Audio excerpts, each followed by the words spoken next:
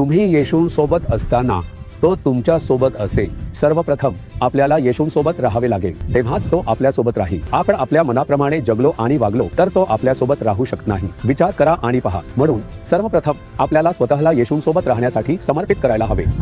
येशू, मला तुझ्यासोबत चालायचं आहे, मला तुझ्यासोबत राहायचं आहे.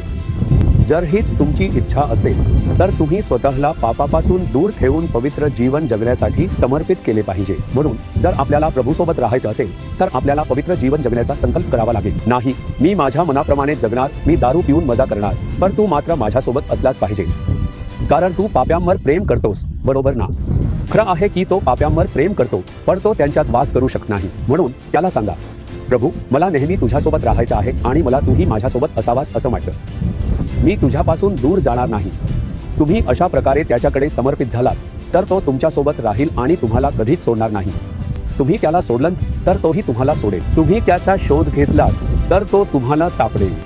संपूर्ण व्हिडिओ पाहण्यासाठी Jesus redeems Marathi YouTube channel पहा.